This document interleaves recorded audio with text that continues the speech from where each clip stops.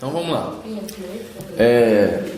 Na aula passada, nós estudamos os primeiros 7 capítulos do livro de 1 Samuel. Estudamos um pouco acerca do livro, da sua escrita, o período que ele embarca, né?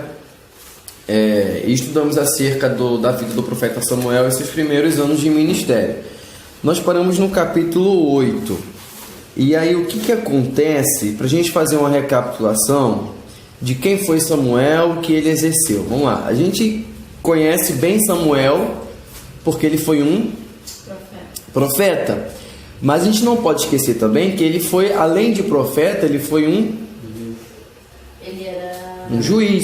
Exatamente, ele fez parte daquele segmento de homens que foram levantados por Deus para julgar Israel, num período em que Israel ainda não tinha rei. Então vamos lembrar que quando a gente estudou o livro de Juízes, várias vezes, repetidamente, no livro de Juízes aparecia a frase: e naquela época Israel não tinha um rei. E não havia rei sobre Israel. Porque cada um fazia o que parecia correto aos seus olhos, o que queriam, e Israel não tinha rei. Então, uma das justificativas que o autor de Juízes escreve para a bagunça que havia em Israel durante o período dos Juízes era essa falta de liderança, essa falta dessa figura do rei, para justificar talvez essa necessidade desse regente, desse monarca. O que a gente vai ver... Boa tarde. Boa noite. O que a gente vai ver... Boa tarde.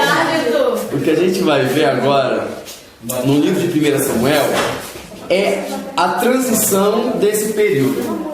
Então, pra gente...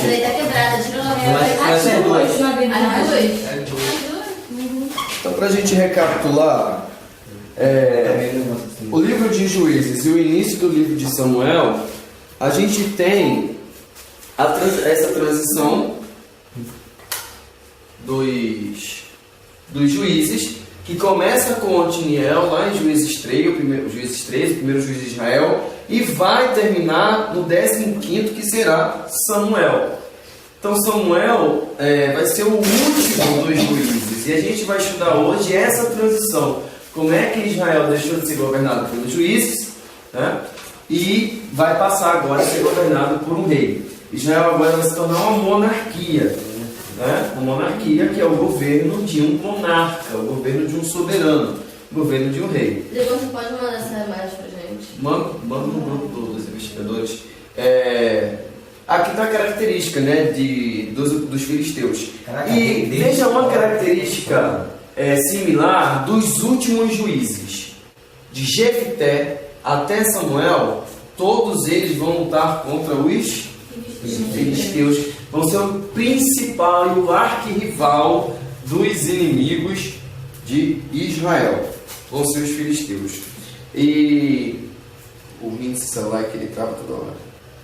E vai prosseguir não só com Samuel, mas com o primeiro rei, que vai ser Saul, depois com Davi e depois com os outros reis que vão suceder a Samuel e a Davi.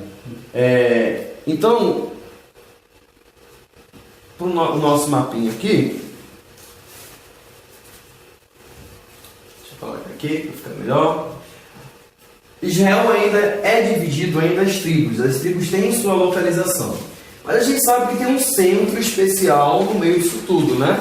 Que é Silo. Agora tá chique, não tá? Agora dá para ver, que é na tribo de Efraim, né? Onde fica o tabernáculo, é o centro administrativo, onde Samuel foi criado, onde ele foi educado e onde ele operou grande parte do seu ministério. E aqui está o nosso povo inimigo, ó, os filisteus habitando essa região. Então essa região aqui, ó, da fronteira da tribo de Dan, da tribo de Judá, vai ser a região onde vai se passar esses conflitos aí, essas guerras que Israel vai travar contra os filisteus. Gaza é a faixa de Gaza? É a faixa de Gaza, exatamente. Gaza, na antiguidade, era uma das 5 cidades principais dos filisteus. Os filisteus eles não tinham um rei, eles tinham 5 reis, porque era como uma liga de cidades. Eram Gaza, Asquelon, Asdod, Gad e Ekron. As 5 principais cidades. Ué, mas Ekron Quando ele tá em Dan, né? Ekron está em Dan por quê? Porque esse mapa aqui, ele mostra que essa parte aqui de Ekron foi prometida a Dan, como posse. Mas vamos lembrar que eles perdiam e reconquistavam. Perdiam e conquistavam essas terras. Né? Dentre as cidades filisteias que Israel conquistou contra os filisteus, somente Asquelon não foi conquistada. Todas as outras Israel conquistou. Tem período que Israel dominou sobre Gad, dominou sobre a região de Asdod, de Ekron, até Gaza. Mas a única, Asquelon foi a única. Quando os Ele deve ser uma cidade muito fortalecida, né? De fato, concordo. Respeita, tem dinheiro. Talvez eu leve vocês para o Oriente Médio algum dia. Vocês não querem conhecer? Vamos lá, é o que está faltando, né? Bota a Pois foto é. aí de novo pra não ver. Dá licença. Vai bloquear de novo, depois você vai ver. Vamos lá. Tô me sentindo muito assediado. Muito assediado. Assédio é crime. Mas vamos lá. Olha, eu vou lembrar pra vocês que nossas aulas a partir de semana passada estão sendo gravadas. Então tudo que a gente fala aqui vai pro áudio da aula. Então, inclusive esse meu assédio aqui, ó. Esse assédio contra a minha pessoa tá sendo gravado. Olha só, tá vendo? Pode estar gravando o quê? Com o celular aqui. Vamos lá. Então, Israel está sem rei. Vamos lembrar o que aconteceu então. Samuel é quem está andando por essas cidades aqui e resolvendo as paradas lá, julgando as causas de Israel. Bom, vamos dar uma bloqueada aqui agora. Daqui a pouco ele vai bloquear. Rogério, Sim. os filisteus iam atacar Israel, iam todas essas cidades, todos esses... Não, nem sempre iam todos, todas as cidades. Nem todos. Mas na maioria das vezes eles se reuniam. Porque eles eram um povo só. As outras tribos ajudavam Dan, né? As outras tribos. Ajudavam, era tudo Israel. Aqui era tudo Israel. Capítulo 8, então, de 1 Samuel. Vamos lá. Subtítulo na Bíblia de vocês: O povo clama pelo rei. o povo clama pelo rei, o povo pede um rei, né? E Deus concede. Vamos lá. E sucedeu que, tendo Samuel envelhecido, constituiu a seus filhos por juízes sobre Israel. Primeira lição da aula de hoje. Tem um ditado muito comum, né? Que filho de peixe. Na vida cristã isso não se encaixa. Jamais. Nunca. Podia, né? Nunca. Começando por filho de pastor. O pessoal tem essa questão, né? Filho de pastor, pastorzinho é. Então, né? Né? Então. Não, mas eu cresci ouvindo isso. Eu cresci ouvindo isso. Ai, Fernanda, testemunha. A gente testemunha é pública, é normal. Mas olha só, eu venho disso, até da minha antiga congregação, a gente via isso, né? Raiane e Rafael, né? Que não é sempre assim que acontece.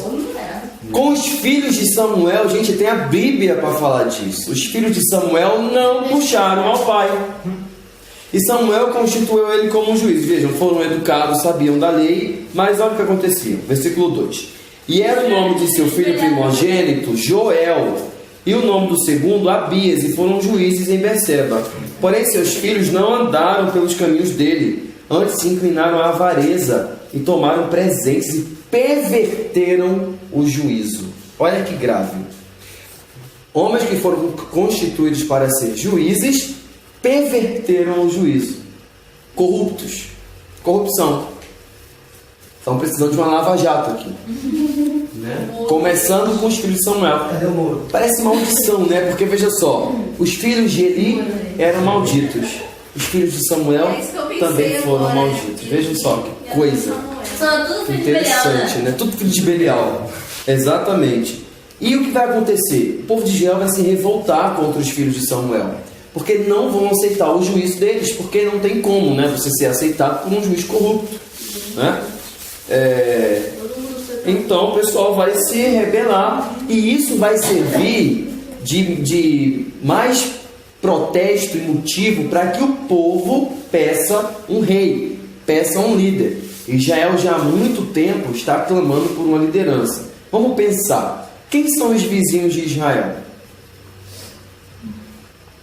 Filisteus, e mais? Amonitas, Midianitas, Amalequitas, os egípcios estão lá embaixo, os assírios estão lá em cima, daqui a pouco vão surgir os babilônios, e todos eles têm uma coisa em comum. Todas essas nações são uma monarquia, tem um rei, tem um líder, e esse rei serve como o quê? Serve como um general supremo, como um líder, como até em muitas dessas nações o rei, ele tinha uma figura divina, como por exemplo no Egito, na Babilônia, né? O rei era a encarnação do Deus, né? Era o favorito do Deus, mas em todas elas o rei era o supremo general do exército. Israel não tinha um general, Israel não tinha um rei, Israel não tinha esse líder.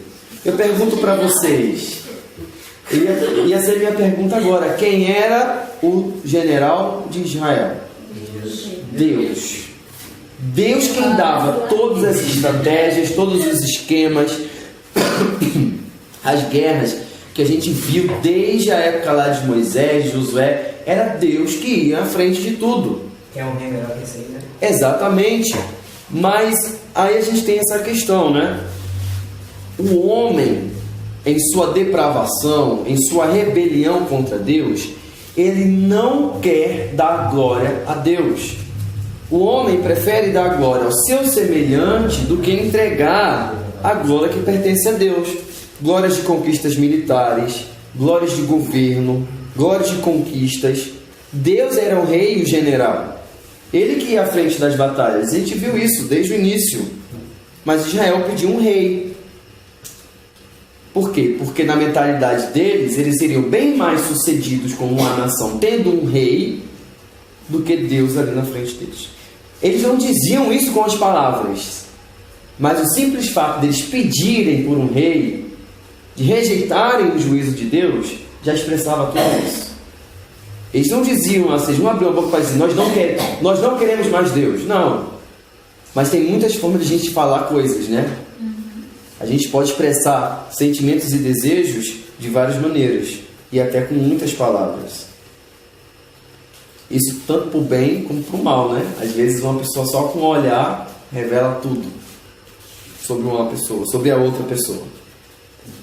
Então, Samuel vai ficar muito entristecido com essa atitude do povo.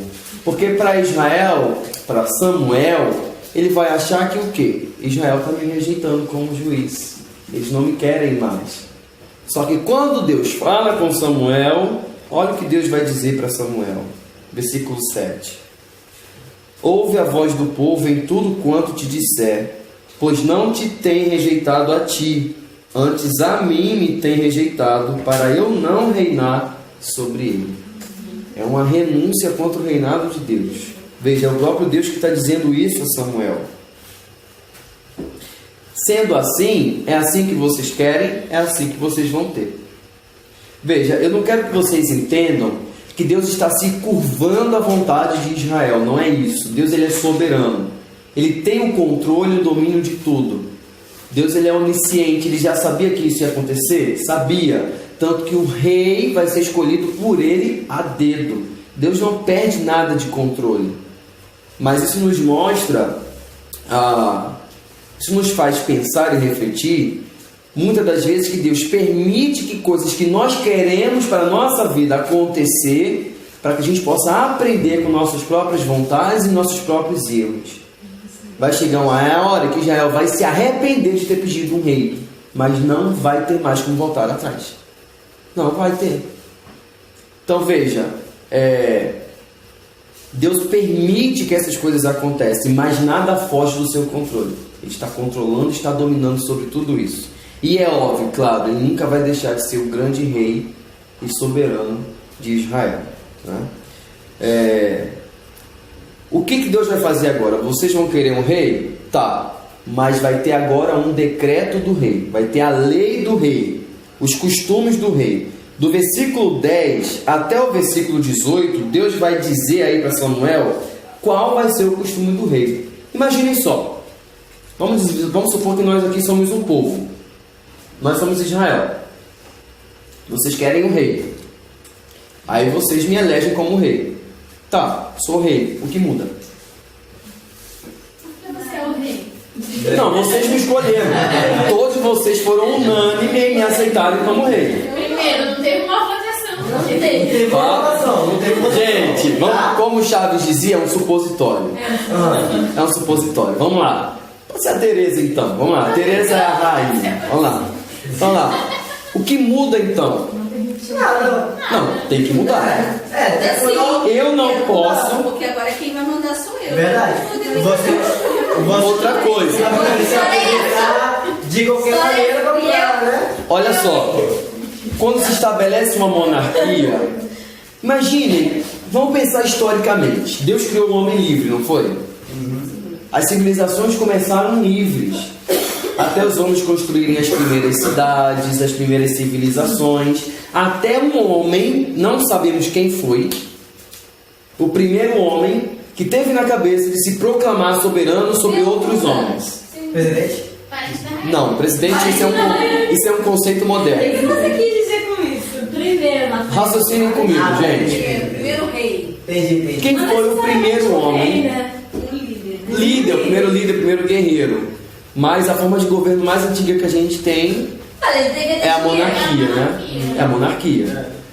Que o povo fala isso, mas paralítico, Exatamente, não tinha, mas eu estou falando quem foi esse primeiro. E daí, como é que começou esse costume? E outra coisa, quando alguém se constitui rei, peraí, ele agora vai ser diferente dos outros. Eu não posso mais ser igual a vocês. Eu não posso mais viver como vocês vivem. Eu agora vou ser separado de vocês através de uma palavra: suntuosidade. O que é suntuosidade? É luxo, é riqueza, é status quo. O rei ele tem que ter essa separação do povo. Veja, o rei não é qualquer um. Gostei de ser rainha. E a família do rei também vai fazer parte desse ciclo, né? Desse círculo pequeno ali dentro da sociedade. Então vamos lá, é o que Deus vai fazer agora. Sabe o que o rei vai fazer? Vamos lá. Versículo 9. Agora vocês vão saber qual vai ser o costume do rei. E falou Samuel essas palavras. Versículo 11. Este será o costume do rei que houver de reinar sobre vocês. Ele tomará os vossos filhos e os empregará para os seus carros, para os seus cavaleiros, para que corram diante dos seus carros.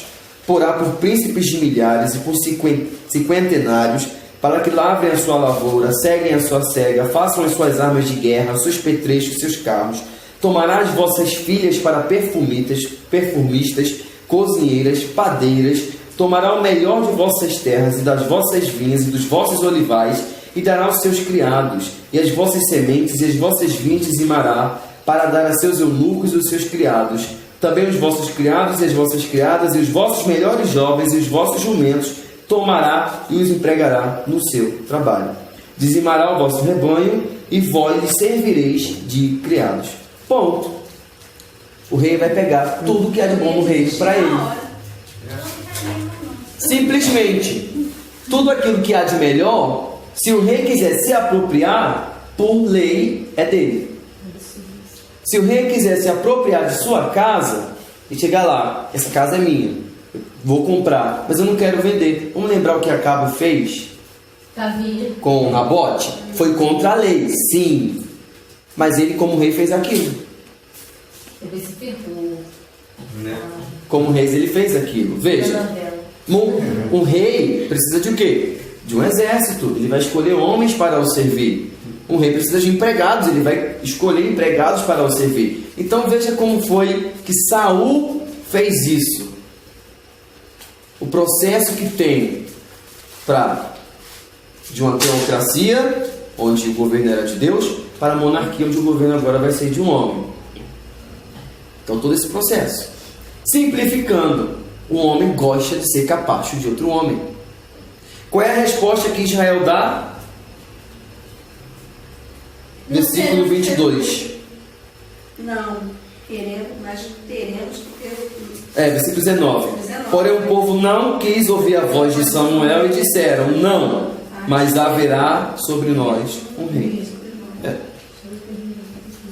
Eu lembro que teve uma aula que eu falei para vocês que o homem, ele nasce pronto para servir a outro homem. O homem, ele tem uma predisposição de se inclinar ao outro, de ser servo de alguém. Por mais que ele se sinta livre, dono de si próprio, é da natureza dele sempre servir a outra pessoa e se meter debaixo de um jugo de servidão, de escravidão. E dentre os povos, Israel tinha essa característica mais predominante do que todo mundo. Vamos lembrar o que eles queriam lá no deserto com Moisés? Voltar para o Egito, voltar para a escravidão. E aqui eles querem o quê? Querem servir um rei. Samuel não tem nada o que fazer. O Senhor diz a Samuel: dá ouvidos à sua voz, põe o rei sobre eles. Então Samuel disse aos filhos de Israel: vá-se cada um à sua cidade. Também não foi, boa noite, também não foi de uma hora. Se fosse vocês, tipo assim, eu trocaria. As 20? Aí 12. Aí 12 pra lá. É assim que atrapalha uma aula. Nada não, vocês estão sendo gravados. Então foi assim que não foi também de uma hora para outra. Não foi qualquer um também. Vocês querem um rei? Então vamos fazer uma eleição. Não tinha democracia na época também. Não tinha como. A escolha vai ser de quem? Samuel. Não? Deus. De Deus, né? Deus. E aí a gente vai começar a desmificar uma coisa aqui. Não sei se vocês já ouviram isso, mas provavelmente sim. Quando se fala sobre Davi, inevitavelmente se fala sobre o seu antecessor, Saul. E se costuma dizer o seguinte: Saul foi rei de Israel, mas Davi foi o escolhido do Senhor. Davi foi ungido. Tá até um xizinho aqui, ungido. Não é nem ungido, é ungido. Ele recebeu o óleo. Ele foi o homem do coração, segundo o coração e desprezam o chamado e a escolha soberana de Deus na vida de Saul. É o bebê. Por que se faz isso? Porque muito se avalia a história de alguém pelo seu final. Observem isso. O homem pode ter vivido magnificamente por 40 anos. Se o final dele for trágico, ele vai ser lembrado pelos 2 últimos anos da vida dele. Nossa, é verdade. Não adianta o quanto de coisa boa, quanto a vida dele foi frutífera, né? Foi boa, foi... Se ele estragar o final da sua vida, ele vai ser lembrado como, no mínimo, seu final vai ser duvidoso. Quer ver o maior exemplo disso? Dentro da Bíblia? Não. O maior exemplo desse exemplo que eu acabei de dar na Bíblia não é nem Saul. Tá, vamos lá. E teve um final assim? Sansão. Não? Não, desde o início de Sansão. Acho que a história de Sansão estava perfeita até ele nascer. Depois foi só depravação e Deus perdoando ali Sansão, né? Até o último pecado. Judas. Não. Judas. Ó, vou dar uma dica e já vou dar a resposta para vocês. Ele também. Ei, deixa pro final. Ele também foi rei. Deixa pro final. Quem é que todo mundo duvida se foi pro céu ou se foi pro inferno? Salomão. Por quê? Por causa da rainha de Sabá. Veja, a vida de Salomão foi espetacular. Riqueza, pompa, prosperidade, paz. Foi o único período em que Israel não se meteu em guerra. Mas o que aconteceu? Eu pensei que foi por causa da minha mulher. Ele pecou, levou Israel também a pecar e morreu amargurado. Era permitido que eu... Se você ainda não conhece a amargura de Salomão, leia o livro de Eclesiastes. Leia o livro. Então vejam só, mas voltando para Saul, isso não nos faz tirar o fato de que Saul foi um escolhido de Deus, foi ungido, foi escolhido, foi separado, foi escolhido a dedo. Ele pode ter falhado, pode ter pecado, sim, mas Davi também não pecou. Salomão, você, eu, quem não pecou? Fez 2 pecados na mais, né? Só? Foi? Mas, Que a gente sabe. que a gente sabe, é verdade. Mas são 2 piores, né? Tipo assim, E né? está documentado, né? Tipo assim, Verdade. e foi do mandamento, né? Tipo, adulterar e matar, né? Mas Só. Saul, ele tem essa carga negativa, por quê? Por causa que seus pecados foram gravíssimos, a gente vai ver mais na frente, né? Quais foram. E o fato de o seu reinado ter sido tirado dele, ele foi o primeiro rei. Veja só, ele não teve nem a oportunidade de dar continuidade na sua genealogia de herdeiros. Tamanho seu pecado. Capítulo 9. Começa então a história de Saul. E havia um homem. Alguém pode ler? Versículos 1 e 2, por favor. Lê alto. Havia um homem de Benjamim, cujo nome era Quis, filho de Abiel, filho de Zeró, filho de Becoate, filho de Afiais, benjamita, homem de bens. Tinha ele um filho, cujo nome era Saul, moço e tão belo, que entre os filhos de Israel não havia outro mais belo do que ele. Dentre os ombros para cima, sobressaía todo o povo. Ele só não era mais bonito que o cara que vocês viram aqui na foto. Aqui. Mas o cara era lindo demais. Pra Bíblia falar assim de um homem, é porque ó, não foi eu que disse, foram vocês que disseram primeiro. Só concordei. Eu só concordei, posso fazer nada. Esse lado aqui, ó. Posso fazer nada, só concordei. Uma forma de caça. Mas eu sei que no coração de vocês são todos de verdade. Olha só, é difícil a gente encontrar na Bíblia características físicas de alguém. Mas Saul é o cara. Veja, jovem e tão belo, que dentre os filhos de Israel não havia outro homem mais belo do que ele. Ponto. O escritor de 1 Samuel aqui, seja Samuel ou não, o que está querendo identificar aqui? Aspectos da aparência de Saul. Eu quero que vocês gravem isso. A primeira coisa que é caracterizada de Saul é a sua... é o seu exterior. Não, eles torceram legal. Não, misericórdia. Aquele Saul... Eu acho que tipo assim, Não, e outra? não foi escolher, eles não leram. Não.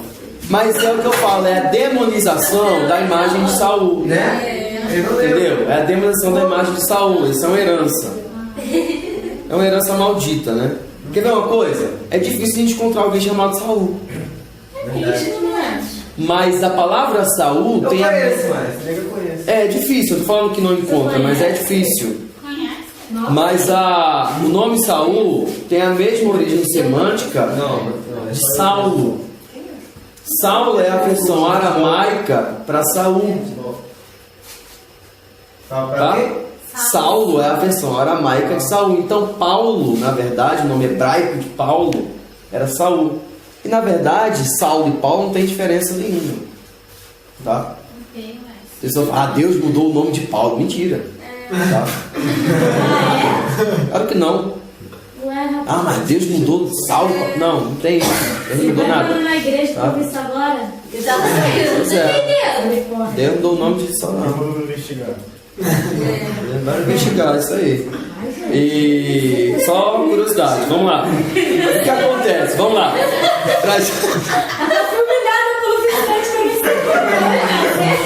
Falando em visitante, cadê o cupido? Você também. Vamos lá. O que acontece? Vamos lá. Ele era dessa tribo aqui, ó. Benjamim. Benjamim é a maior das tribos de Israel, correto? Não. É a menor das tribos. É a menor das tribos. E Benjamim era o último filho de quem? De Jacó. Então veja, é menor em tamanho e é menor em hierarquia. O último da casa. Tá? É exatamente isso, o último da casa. O menor da casa. E a segunda lição vem. Deus exalta exatamente aqueles que são abatidos. Vira música, hein? Já virou, já tem vários, né? Resumindo a história, Saul estava cuidando da jumenta de seu pai e a jumenta de seu pai se perderam, se extraviaram pelo caminho, até que ele foi atrás da jumenta de seu pai. Eles eram agricultores e as jumentas valiam muito, tá? Era como se hoje um fazendeiro tivesse perdido um trator. Quem não ia atrás, né? E aí eles vão caminhar procurando atrás das jumentas de Quis, que era o pai de Saul. E eles vão chegar numa cidade, na terra de Zuf, e vão ficar tão frustrados de não terem achado as jumentas que vão falar o seguinte: vão dizer assim para Saul: olha, nessa cidade tem um homem de Deus, um homem honrado. Versículo 6. Eu estou pulando, eu estou narrando a história para ficar mais simplificada. Tem um homem de Deus, um homem honrado, um vidente. Vidente. A palavra vidente, ela é a mesma palavra de profeta, tá? Quando vocês lerem na Bíblia referência ao vidente, o vidente ele é o profeta. Porque o profeta, de certa forma, ele prediz o quê? O futuro, não é isso que ele faz? O profeta faz isso. Não é a ideia que nós temos hoje, né, de bola de cristal, mas ele era tido como vidente exatamente por isso, que ele predizia o futuro. Todos os profetas fizeram isso. E eles vão dizer o seguinte: vamos na casa do vidente para que ele nos revele onde foram parar as jumentas. E aí vão lá e não sabia, Saul não conhecia Samuel. E pelo texto a gente pode deduzir que ele nem sabia quem era Samuel. Só que eles falam assim, né, no versículo 8 e 9. Mas o que vamos levar ao homem de Deus? Porque o versículo 9 vai explicar que era de costume, toda vez que você fosse visitar um profeta, você levar um presente, levar alguma coisa. Era um costume, não era obrigado, mas era algo da gentileza. Lembra de alguém que foi visitar um profeta que levou tesouro pra caramba? E o profeta recusou? Oi? Naamã. Ou seja, Naamã não era nem israelita, né? Mas era um costume, não só israelita, mas de todos os povos ali do Antigo Oriente Médio. E ele levou aqueles profetas, aqueles tesouros para Eliseu, né? E Eliseu não aceitou. Mas o seu servo, né? Não teve a mesma sabedoria. Então eles vão lá, levam um quarto de um ciclo de prata que eles tinham com eles e levam para o homem de Deus.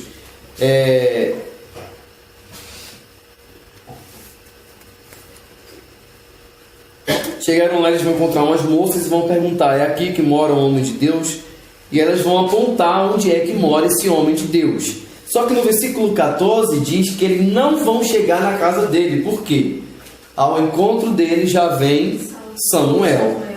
Veja, Deus já havia revelado a Samuel o que estava para acontecer. Porque o Senhor, versículo 15, o revelara aos ouvidos de Samuel um dia antes que Saul viesse, dizendo, 2 pontos. Versículo 16. Amanhã a esta hora...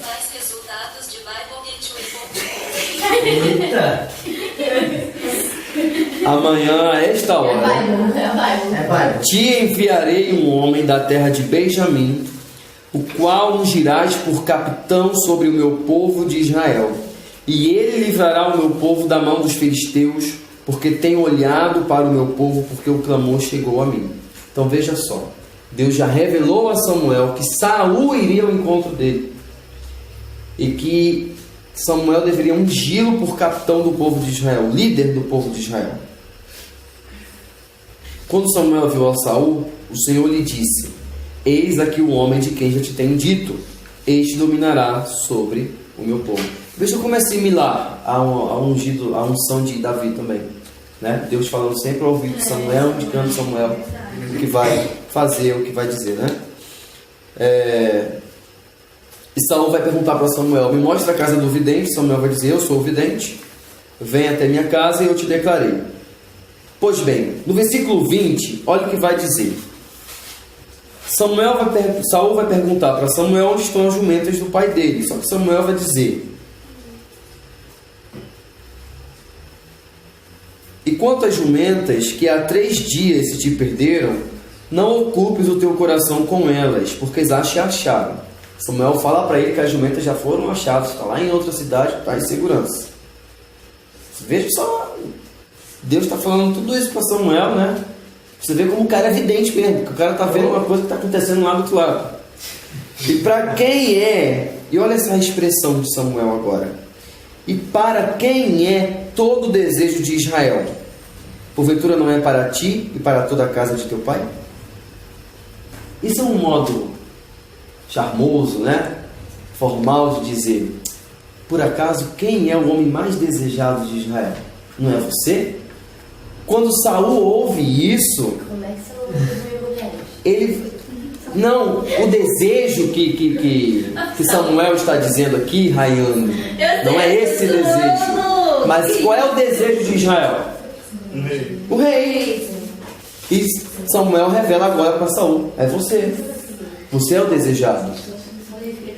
E a resposta de Saul é: porventura não sou eu filho de Benjamim, da menor das tribos de Israel, e a minha família a menor de todas as famílias da tribo de Benjamim? Por que, pois, me falas com semelhantes palavras? Veja só que ele se humilha, ele se abate, ele reconhece de que de todas as famílias de Israel, a dele seria menos provável. Porque ele não é só da menor tribo, ele é da menor família, da menor tribo. Só era bonito. Né? Então, faz todas. Ó. Eu quero me ter nascido assim nessa época. Queria não. Nessa cultura. Mas o que vai acontecer? Veja, o que está em jogo aqui no versículo 21 também é a questão dos antepassados. Olha que Saul expressa bem essa questão. Veja, eu não tenho antepassados famosos, antepassados de renome que justifiquem essa escolha. Realmente ele não tinha. Vamos lembrar no livro de Juízes que a tribo de Benjamim passou por uma desgraça, né? Vocês lembram da ocasião em que um benjamita estuprou a esposa de um levita, depois eles foram exterminados, tiveram que sequestrar mulheres para repovoar a tribo de Benjamim? Eles têm um passado horrível. Essa tribo tem um passado horrível. Então veja só. Então, mesmo diante do povo, isso também seria uma questão. Ele não tem renome, ele não tem um passado, né? Essas escolhas. Mas vamos lá. Samuel vai fazer o seguinte: olha, dispensa o teu moço, manda ele ir até as cidades onde as jumentas já foram encontradas e você vai comigo atrás. Ponto. Capítulo 10. Então tomou Samuel um vaso de azeite e derramou sobre a cabeça e o beijou. Isso era um ato também da questão, além de ser um cumprimento também, tá? Entre os homens, muito comum. E disse assim: porventura não te tem ungido o Senhor por capitão sobre a sua herdade? Então, só para ficar demonstrado, tem uma imagem aqui da unção. E aí, eu lembro que eu estava assistindo a novela Jezabel, né? Aí o servo de Eliseu foi ungir Jeú como novo rei de Israel, e ele derramou toda a botija de azeite na cabeça de Jeú. Aí minha mãe fez até um comentário: ele precisa disso tudo? Eu falei: sim, tinha que ser derramada toda a botija do azeite, todo o azeite da botija. Todo o azeite, simbolizando a completa unção, e o óleo que simboliza a unção, que simboliza o que? A capacitação. O Espírito de Deus agora vai habitar sobre essa pessoa. Essa pessoa é diferente das outras agora. Olha o que vai dizer mais na frente, né? O versículo 6. E o Espírito do Senhor se apoderará de ti, e profetizarás com eles, e te mudarás em outro homem. Olha só. Olha o que Deus está falando aqui. Você não vai ser mais o mesmo homem. Você não vai ser mais a mesma pessoa. O Espírito do Senhor vai se apoderar de você, como já havia feito com outras pessoas. como Sansão, os outros juízes, o próprio Samuel. E tem uma questão aqui extra também. Samuel vai mandar Saul se encontrar com um grupo de profetas. E vai dizer o seguinte: quando você se encontrar com esse grupo de profetas, o Espírito do Senhor vai se apoderar de você e você vai profetizar no meio deles, de modo que você não será reconhecido. É o que ele está dizendo no versículo 6. Versículo 7. E há de ser que, quando estes sinais te vierem, faze o que achar a tua mão, porque Deus é contigo.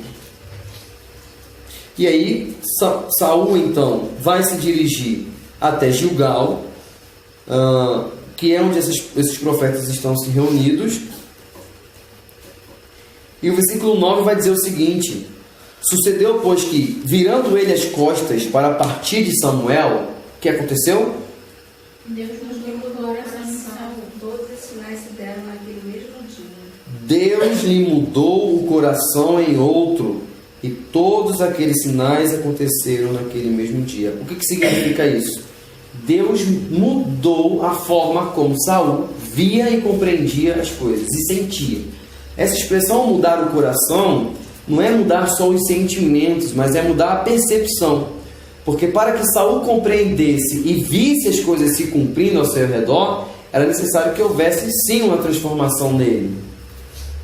Aqui eu quero fazer um paralelo com o livro de Êxodo, quando Deus muda o coração do faraó. Entretanto, Deus muda o coração do faraó para o mal, mas para Saul ele faz para o bem. Isso nos dá um exemplo perfeito da soberania e do domínio de Deus sobre o homem, mostrando que o homem não é dono de si mesmo. Ele nunca será. Então veja, quando ele quer, ele faz como lhe apraz. Então veja como Deus faz com Saul. Veja, enquanto por aqui está tudo indo muito bem, né? A vida de Saul está sendo transformada, está sendo renovada, e ele está de fato agora conhecendo o Deus de Israel. Versículo 10. E chegando eles ao outeiro, eis que um rancho de profetas lhe saiu ao encontro, e o Espírito de Deus se apoderou dele e profetizou no meio deles. Veja, Saul profetizou no meio dos profetas. Saul foi um profeta? Não. Ele somente profetizou naquela ocasião no meio dos profetas. Há uma diferença. Samuel era um profeta. O Espírito de Deus estava constantemente sobre Samuel. Ele era o profeta de Israel. O que acontece com Saul aqui é uma unção momentânea, é um tomado do Espírito Santo, que faz com que Saul se caracterize, se destaque no meio dos profetas. E aí os profetas até vão estranhar, né? Vão perguntar entre si assim: o que é que aconteceu ao filho de Quis?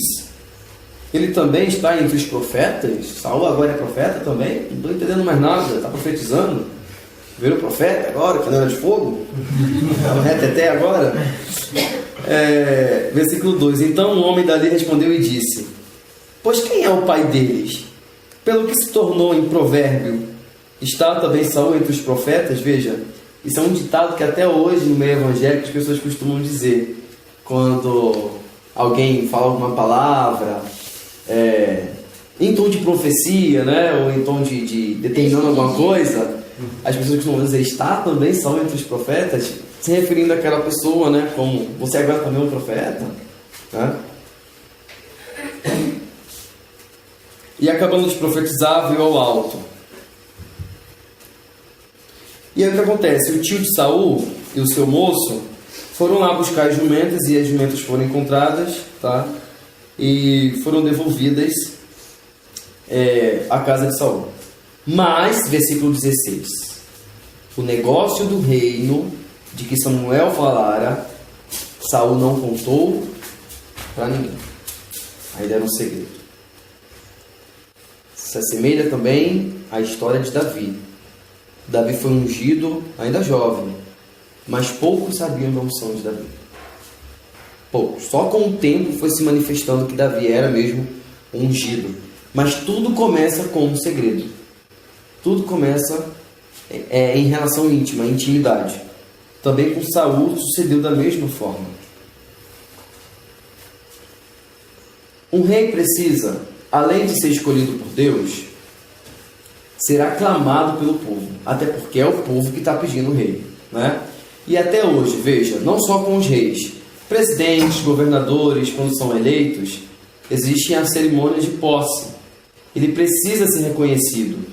E na antiguidade, quando não havia mídia, quando não havia televisão, nem internet, era muito difícil as pessoas verem o rei. Não fiquem pasmos. Muitas pessoas, imagine que você mora na Babilônia. Você poderia nascer, viver e morrer sem nunca ter visto o rei da Babilônia. Porque havia a suntuosidade, essa separação. Você não faz parte do mesmo mundo que o rei faz. Você não faz parte do convívio. Veja, o rei só saía em cerimônias públicas. Não recebia qualquer um, né? No Império Bizantino, para vocês terem uma ideia, veja, a gente está no século 8 depois de Cristo. O Império Bizantino, que é o Império Romano do Oriente, o rei ele só saía publicamente 2 vezes por dia, 2 vezes por semana. Na sexta-feira, quando ele recebia os juízes, as pessoas para julgar assuntos do reino, e no domingo, que era o dia da missa. E ainda assim, a casa dele, o palácio dele, era colado com a Catedral de Santa Sofia.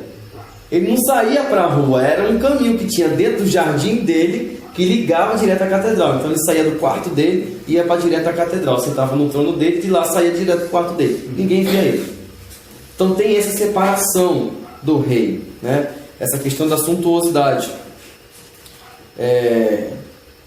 Então era muito comum as pessoas não virem, nunca terem visto o seu rei. Mas, quando ele era ungido, quando ele era coroado, ele tinha que se mostrar público. Porque mesmo que nunca mais as pessoas vissem o seu rei novamente, elas teriam que ter em mente quem era o seu rei, para que futuramente pudessem reconhecê-lo. Já pensou alguém não poder reconhecer o seu próprio rei? Não tinha fotos deles espalhadas pela cidade. Não havia isso. No Império Romano, os imperadores romanos tiveram uma sacada para fazer com que os seus rostos fossem conhecidos em todo o Império. Sabe o que eles fizeram? Moedas com seu rosto, exatamente. Todo mundo sabia quem eram os imperadores, porque seus rostos estavam na moeda. Então isso é uma mídia de poder, que se chama. Você faz com que sua imagem seja propagada através dos meios públicos e sociais. Olha, a história é gostosa, hein? Mas até hoje é assim, né? Porque a gente pode ver Betinha, né? Betinha é bem inclusa. Eu queria ter uma da cara do Lula, né? Deus me livre. Betinha faz essa sai, assim, ela já tem eventos. Ah, Betinha! Eu tô pensando aqui, quem é Betinha? Exatamente, tem essa suntuosidade. E como é que faz para ela ser reconhecida? Através da propaganda, né? Mas quando Betinha falecer e o novo ascender, vai haver a cerimônia de coroação. Ele vai ter que desfilar para que todos vejam quem é e ele seja aclamado. Então vamos para a aclamação de Saul agora. Convocou, pois, Samuel o povo ao Senhor em Mispa e disse aos filhos de Israel: assim disse o Senhor Deus de Israel: eu fiz subir a Israel do Egito e livrei vocês da mão dos egípcios e da mão de todos os reinos que vos oprimiam. Mas vós tendes rejeitado hoje a vosso Deus, que vos livrou de todos os vossos males e trabalhos, e tendes dito: põe um rei sobre nós. Agora, pois, ponde-vos perante o Senhor pelas vossas tribos e pelos vossos milhares. Todas as tribos se chegaram, todas as tribos se reuniram. E aí, o que vai acontecer aqui é um tipo de sorteio. Vocês lembram como é que foi que Acã foi descoberto pelo pecado dele?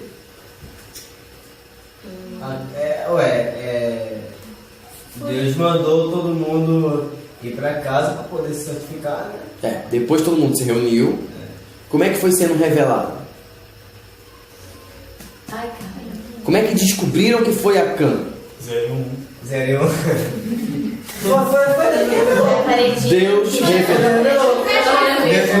Deus revelou através do lançar de sortes. O que é lançar sortes? Veja, não é adivinhação. Às vezes as pessoas confundem isso. Havia em Israel o costume de que, para se conhecer a vontade de Deus, se lançavam sortes. Por quê? Porque Deus não governa tudo. Deus não manifesta a sua vontade. Então, se eu disser, se isso aqui cai em pé, é porque Deus disse isso. Se isso aqui cair deitado, é porque Deus disse aquilo. Mas não era feito de toda forma. Antes era invocado o nome de Deus e Deus manifestava ali a sua vontade. Obrigado. A sua vontade, o seu desígnio. Com Acã, chamaram todas as tribos. E Deus foi revelando a Josué intimamente. Josué chamou das tribos, a tribo de Judá. Da tribo de Judá, a casa de Ciclano. Da casa de Ciclano, Acã. Então Acã foi sendo tirado de dentro da família, que foi tirado da tribo, que foi tirado de Israel. Saul vai ser a mesma coisa. 21. Fazendo chegar a tribo de Benjamim pelas suas famílias, tomou-se a família de Matri, e dela se tomou Saul, filho de Quis, e o buscaram, porém não se achou. Aqui não fala qual foi o meio que eles utilizaram para que isso fosse revelado. Mas não foi pela boca de Samuel. Por quê? Porque tinha que ser manifestado a todos que realmente Saul era o escolhido. Então eles tiraram as sortes e foi sendo revelado. E Deus... foi Samuel que escolheu ele. Exatamente. E Deus... soberanamente foi guiando esses acontecimentos. Tem mais um exemplo clássico na Bíblia de que lançaram sortes e Deus fez com que caísse sobre uma pessoa. Não. Arão? Não. Quem? E essa pessoa quase morreu. Então eu não sei não. Assim, quase morreu não, porque Deus não queria matá-lo. Jonas. Quando ele estava no barco, como é que descobriram que Jonas era o que estava em pecado contra o seu Deus? Lançaram a sorte sobre Jonas. Vejam, aqueles homens não eram israelitas, eram fenícios, que também tinham esses costumes. Mas Deus, ele é soberano. Deus, ele faz com que as coisas aconteçam independentemente de tudo. Mas vem cá, eles lançaram a sorte da mesma forma ou foi uma diferente? Não, uma forma diferente, eles eram fenícios. E ali, eles tinham um costume, na mente deles, o quê? Os fenícios eram os pioneiros nas navegações. Os deuses fenícios eram muitos deuses marítimos. Assim como o Baal, que a gente viu semana passada, com a queda de peixe. Porque os filisteus também têm uma produção marítima muito grande. E quando a navegação não vai bem, quer dizer que os deuses não estão de agrado com quem está ali. Então o que eles fazem no barco? Os deuses não estão de agrado conosco. Vamos lançar sorte para ver quem é dentre nós que está em falta com os deuses. Eles lançam e Deus faz com que a sorte caia sobre Jonas. E Jonas assume a culpa. E ele mesmo fala, me joguem. Me joguem, porque sou eu o culpado mesmo. Jogar mesmo. Você está dentro das vezes. Vai. Mas o que é mais interessante em Jonas, eu sei que a gente está fugindo um pouco, mas eu tenho que falar. O que é mais interessante é que Jonas pediu para ser jogado para morrer. Olha, é tão interessante. Ele quer fugir. Eu prefiro morrer do que cumprir a missão. Não, Ele preferia morrer do que cumprir a missão que Deus tinha dado a ele. Não por medo. É porque ele não gostava. Não por medo.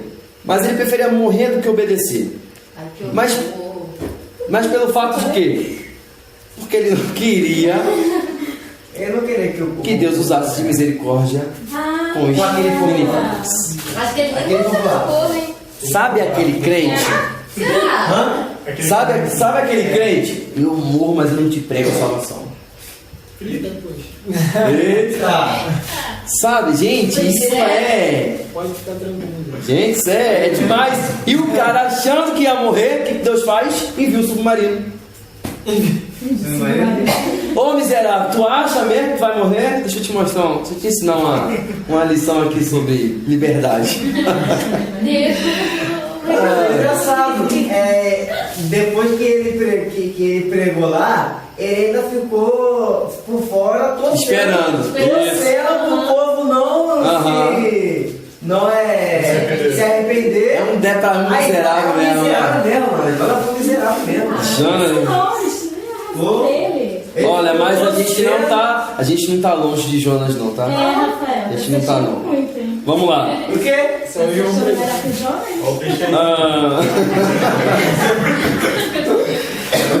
Olha o peixe aí, velho. Plantando na história. Saul estava escondido. Por que Saul estava escondido? Sim. Chamaram o nome de Saul na chamada e Saul não apareceu. Foi o que aconteceu, gente. Estava dormindo? Não, estava escondido. Versículo 22. Então tornaram a perguntar ao Senhor se aquele homem ainda viria ali. Veja, gente, tem milhares de homens ali. Não tinha como olhar assim e ver Saul, Né? Então, para descobrir, o modo mais rápido de descobrir se Saul estava ali era perguntar para quem? Para aquele que tudo vê. Senhor, Saul está aqui? A resposta de Deus é mais engraçada. Está escondido na bagagem. Tá lá escondido nas bagagens. 23. Correram e o tomaram dali à força. Pôs-se no meio do povo e era mais alto do que todo o povo, desde o ombro para cima. Além de bonito, ainda era alto. Jesus! Só batata de coração. Então assim, um cara, né? O cara era tipo Thor. Entendeu? Meu Deus. Ó, vocês estão lendo a Bíblia cobiçando Saul, hein? Isso é errado, hein? A gente tem que fazer A gente não outra está página. cobiçando, a gente está comparando, fazendo analogia. E a gente tem que fazer outra imagem de Saul, né? Porque Melhor. a novela acabou Ah. pra gente. É melhor vocês ficarem com o Saul da novela. Não, mas é engraçado, porque o Saul da novela, além de feio, é baixo. Ele é pequeno. Isso aí. Eu ia trazer a foto dele, mas acabei que não trouxe. Ele era pequeno, ele era baixo. Cabelo desse salão E em cima. feio demais, gente. Meu Deus do céu. Obrigada.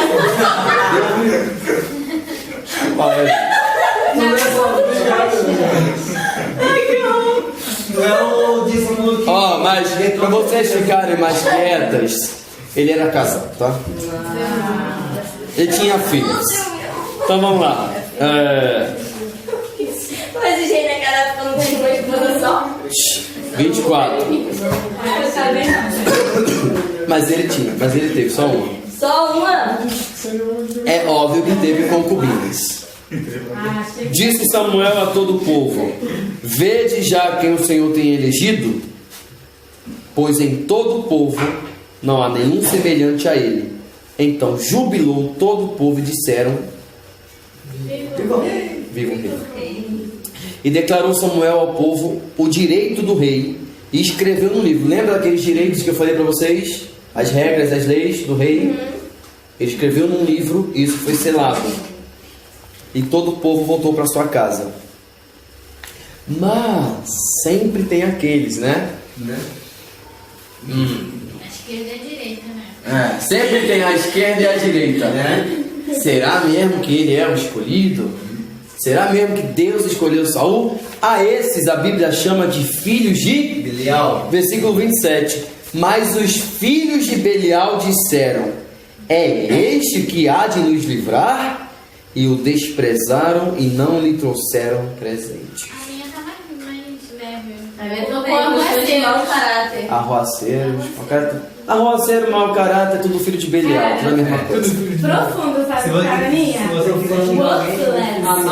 The Worthless Fellows. Aham. Nossa. Cara, tipo, É o quê? worthless. Os irmãos sem valor. Os Nem indigentes. sei o que é isso. Nem sei o que é isso. Vamos lá. Mas olha só. Olha a atitude. Não sou bom em geografia. Não, isso é anatomia. É anatomia. Eu estudo a língua, entendeu? Porém, ele se fez como surdo. Saul tá nem aí. Às vezes tem que fazer isso direito. Às vezes não, Não, sempre. tem que fazer. pra Sempre sobreviver. tem que fazer, não tem como. Ó, Ana se fez como surda e conseguiu sua bênção. Ezequias se fez como surdo, conseguiu sua vitória. Foca aí. Saul se fez como surdo e conseguiu sua vitória. Segredo. Tem aquele jeito de fazer de peixe? O segredo é calar a boca, porque se a gente for abrir, Eu só digo uma coisa. a gente vai se tornar um dos filhos de Belial. Sobre isso, vou E aí, gente, olha só. Ah, vi sim. Falei pra vocês da unção do rei. É mesmo. Quem fez Saul, era Saul. Falei pra vocês da unção do rei, da escolha dele. Ele foi aclamado. É bonito, tá, Jonathan? Gente, vamos focar. Desculpa. Esqueci o Saul. Ele foi aclamado. Mas agora, o que falta para esse rei ser reconhecido? Olha quem fala. Olha essa menina. O reconhecimento. Ó. Ele pegar Ele tem que fazer alguma coisa. É. Vencer uma guerra. Exatamente, gente. Um rei que assume o seu reinado e vence uma guerra, ele acaba com todas as dúvidas acerca da sua liderança. Vamos lembrar quem passou por isso também? Não foi nenhuma guerra, foi um milagre que aconteceu, que Deus operou, e aí o povo duvidou sobre o chamado deste homem. Parou de duvidar sobre o chamado deste homem. A gente já estudou sobre ele. Josué não? Hã? Não. Quem? Não, mas é. Josué. Ai, não tá certo. O povo duvidava ainda. Eu não digo bem agora, né? Moisés também. Sim. Mas assim, eu estou falando de Josué porque Josué ele foi empossado como líder e como chefe militar. Bem, né? E o milagre do Rio Jordão, ali acabou as dúvidas de que Deus era com Josué de fato. Capítulo 11. Saul vence os amonitas.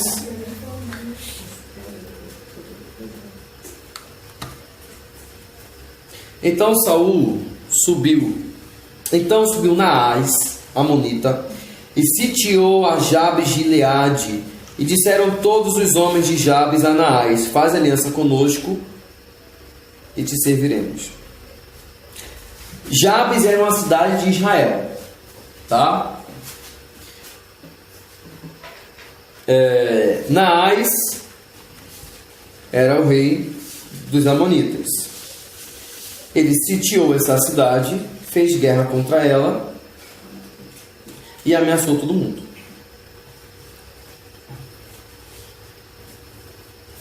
Deixa eu ver se o mapa aqui tá.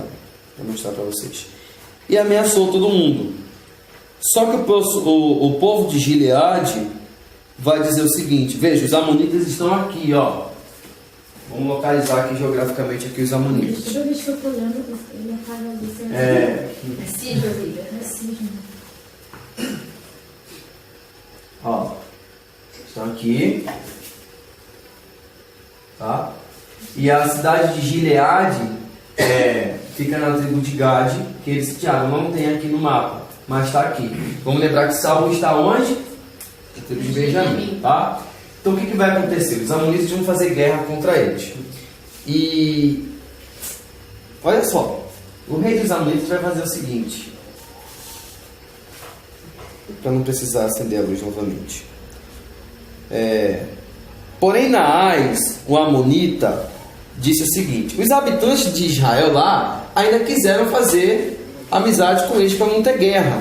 Mas o rei dos moabitas falou o seguinte: ó, eu só vou fazer amizade com vocês, paz, aliança, se vocês arrancarem o olho direito. Hã? Que bizarro. Simples assim. O que vocês já viram no filme Os Seis Ridículos? Tem um Netflix com a Adam Sandler. Já viram? A Gangue dos Caolhos. Tem a Gangue dos Caolhos. O filme é muito engraçado, assiste. Cara, quando eu li isso na Bíblia, eu só lembrei desse filme. Todo integrante da gangue só tem um olho. Aí o cara quer fazer parte da gangue. Só que para entrar na gangue tem que ser caolho. Aí obrigam ele a arrancar o próprio olho. Aí ele arranca. Só que no final do filme, ele descobre que ninguém da gangue era caolho.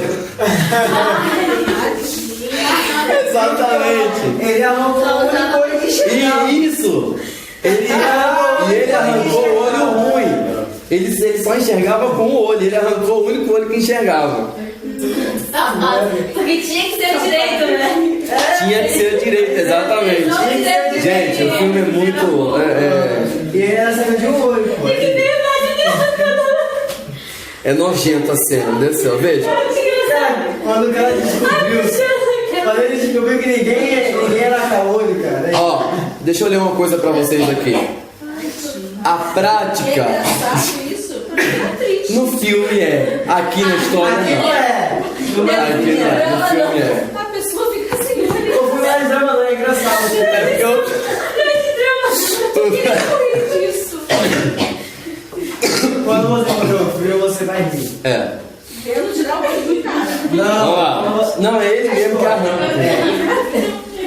A prática de furar ou arrancar os olhos do inimigo era comum entre os filisteus. Os filisteus faziam isso. Mutilavam os inimigos porque era uma forma de humilhação.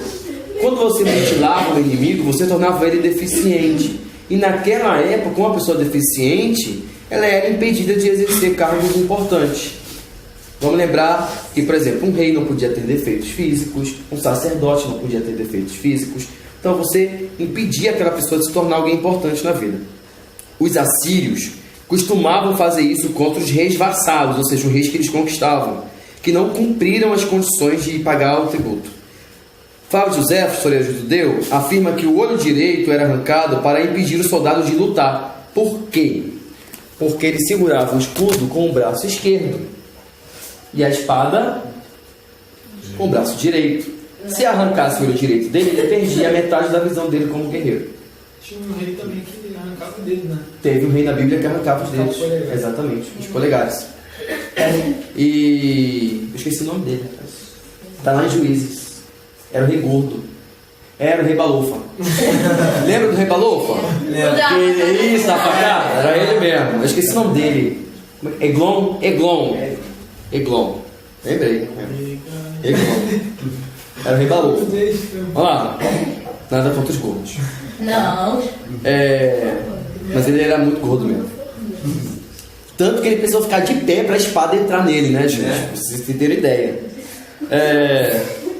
A Bíblia fala isso, gente. Tá na Bíblia. Tá na Bíblia. É bíblico. Vou falar que nem o Haddad agora. É bíblico. É bíblico. Então veja só. Eles queriam que os israelitas fizessem isso. Os israelitas, opa, não querem entrar para essa gangue. Então, vou mandar mensagem para Saul.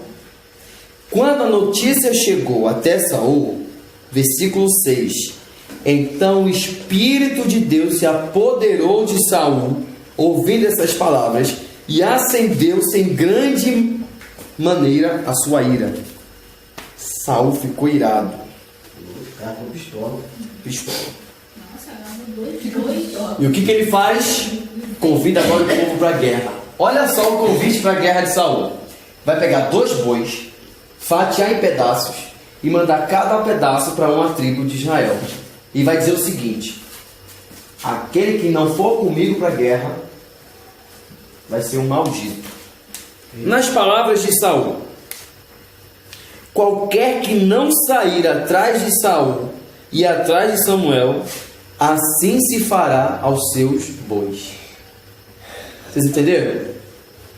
Saul pega 2 bois, mata e envia para esses homens. E fala o seguinte: se vocês não vierem lutar comigo na guerra, eu vou fazer a mesma coisa com os bois de vocês. Geral vai. Claro. Geral. Sabe quantos? 300 mil. De Judá, só de Judá, 30 mil. 300.000 dos filhos de Israel e dos homens de Judá 30.000.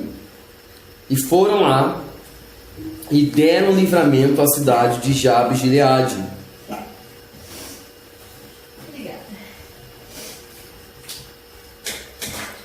E a Bíblia fala que no versículo 11 que os amonitas fugiram tanto deles que não sobrou um que estivessem junto de outro.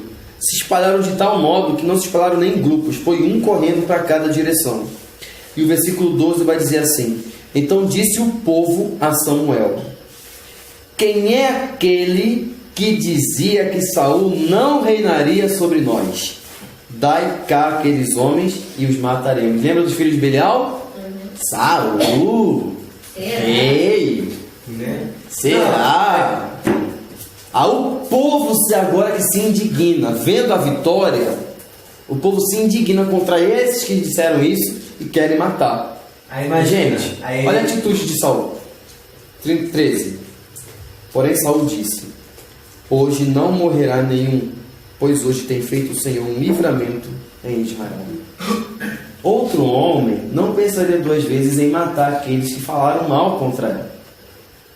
Contra si. Cadê quem falou aí que eu não Né? Cadê? Se ele chegasse aqui e perguntava, o pessoal tipo, ia falar. Outra pessoa não pensaria duas vezes, mas a atitude de Saul é louvável. Por quê?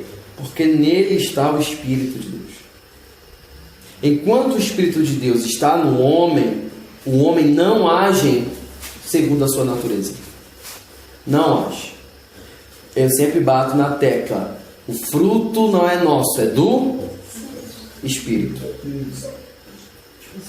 Quer ver uma coisa? No momento em que o Espírito do Senhor se retirar de Saul, ele vai começar a praticar as obras da carne. Ou se vai. Simples. É só o Espírito de Deus se retirar de Saul que ele começa a agir como homem, de fato que ele é. Mas o segredo disso tudo está na obediência. Enquanto Saul obedecia, Deus era com Saul.